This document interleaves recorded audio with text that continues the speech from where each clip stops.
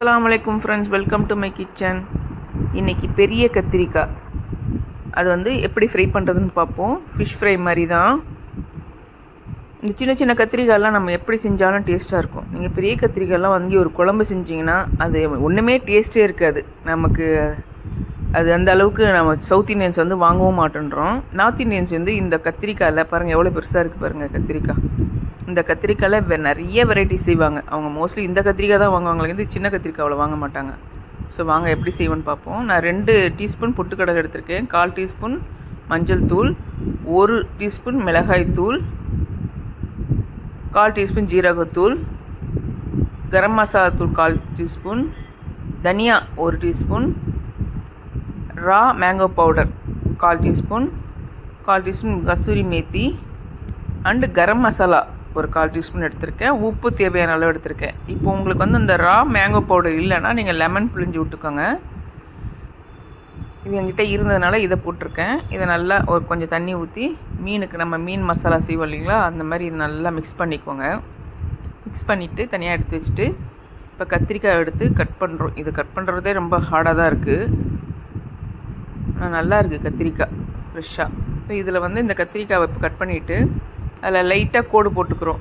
கீழே வரைக்கும் போகாத மாதிரி பார்த்துக்கோங்க. அந்த கத்தி அந்த லைன் கீழே வரைக்கும் போகக்கூடாது.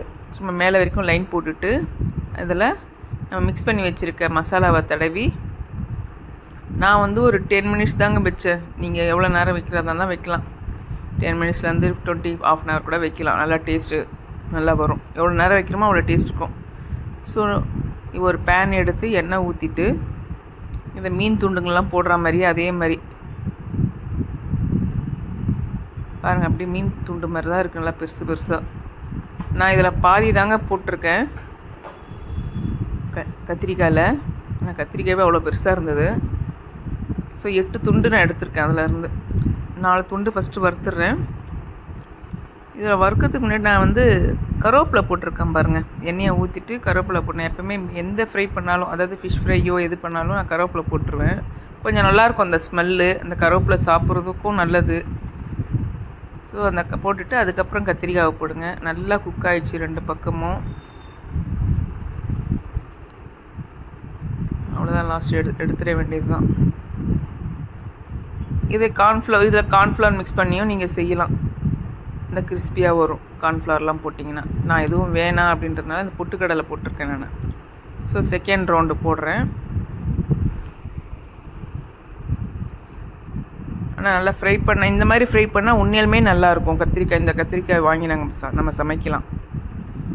நார்த் இண்டியன்ஸ் இதில் வெரைட்டிஸ், நிறைய வெரைட்டிஸ் செய்வாங்க இந்த கத்திரிக்காயில் டிஷ்ஷஸ். ஸோ இது ஒரு பக்கம் குக் ஆகிடுச்சு. இன்னொரு பக்கம் திருப்பி போட்டு அதே தாங்க ஃபிஷ் எப்படி ஃப்ரை பண்ணி எடுப்போமோ அதே இதுதான் மெத்தடு தான். மசாலா மட்டும் கொஞ்சம் வேறு மாதிரி இருக்கும், அவ்வளோதான்.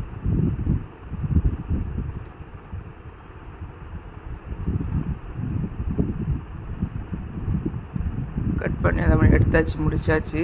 அதையும் எடுத்து வேறு பிளேட்டில் மாற்றிக்கலாம். ஸ்டவ் ஆஃப் பண்ணிவிடுங்க இந்த நேரத்தில். இது பாருங்க, பார்க்க ஃபிஷ் ஃப்ரை சூப்பராக இருக்குது பாருங்கள். ஃபிஷ் ஃப்ரை இல்லை, கத்திரிக்காய் ஃப்ரை. ஸோ நீங்களும் இதை ட்ரை பண்ணுங்கள், கட்டாயமாக நல்லா வரும். Thank you friends.